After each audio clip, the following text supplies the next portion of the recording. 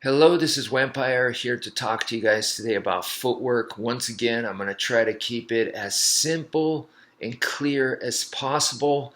Okay, so what I'm going to teach in this video here is just two types of footwork. And when you are shadowboxing by yourself at home, in the air, throwing your attacks and stuff, moving around, when you're doing that, please pay attention to these two things, and I think it'll up your game greatly. Okay, so really, when it comes to the footwork, there's two things that can happen. I'm breaking it down to the two most basic things. Okay, so you're standing. This is your feet. Okay, right leg, right foot, left foot. You're standing like this, right? Okay. One thing that can happen is you step inwards. Okay. And the other one is you step outwards. So you could do it with either foot, but you're stepping in where now both feet are closer together, or you're stepping out where both feet are further away together. That's really all that is humanly possible. Okay? That we could go into more detail, but really that in a nutshell, that's what it comes down to, right? So now let's focus on stepping inwards. The rule that I want to share with you guys is anytime you step inwards, see how that just made your stance more, your feet are closer together?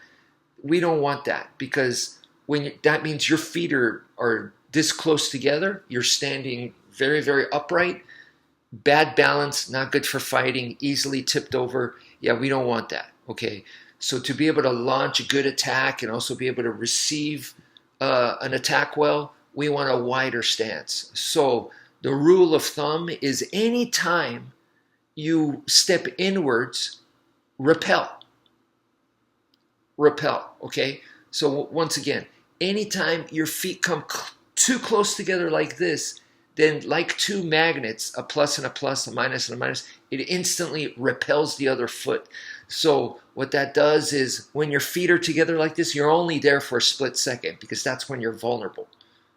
So boom, it immediately shoots out.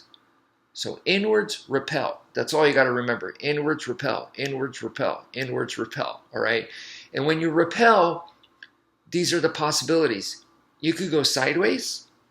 You could repel forwards. You could repel backwards. Or you could repel diagonal forward or diagonal backwards. So really 180 degrees right here. Okay, 180 degrees.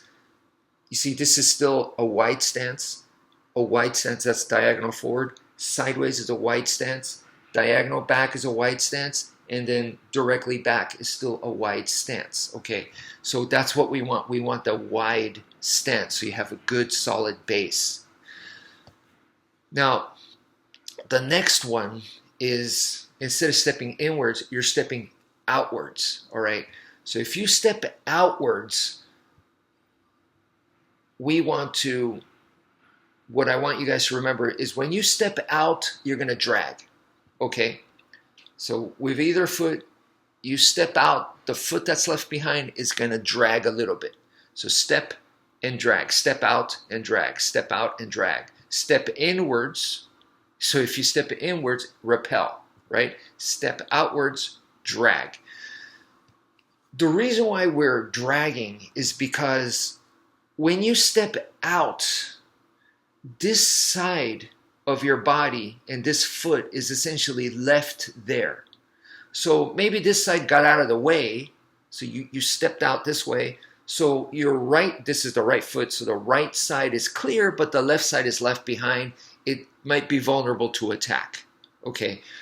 The other reason is because you might step too far out, so then you stretched yourself out too much, and now your mobility is bad. Your mobility can suffer. Therefore, to avoid both of those reasons, we're going to step out and drag. So you're just recovering.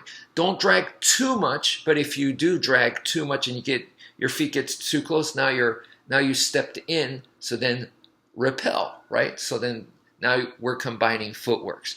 So that's That's what I want you guys to try. Remember that as you you practice your shadow boxing. I still practice this to this day. To me, this is like super important. And the origin of what I just explained to you about stepping in and step out comes from my Filipino martial arts. So more specifically, modern Arnis. I wasn't Yeah, I mean the original was Modern Arnis, and then from there I forgot what style, but I do remember putting down the sticks on the floor, and we did do that in Modern Arnis. We did do the 45-degree angle, so I did learn that over again when I was cross training in Kali and Escrima and with other people. So in other styles of FMA, Filipino martial arts, but yeah, that's right. I'm pretty sure in modern art, it's so long ago. This was 1990, but yeah, I'm pretty sure we did put the sticks down on the floor actually, and we did do the triangle, two triangles put together as a diamond. That kind of stuff. Um, uh, you go diagonal, and then you cross to the side, and then and then come back diagonal, so you complete the triangle. But anyway, to me, what I explained to you guys should be a lot more simpler. So that's it for now. Thank you for viewing, and take care, folks.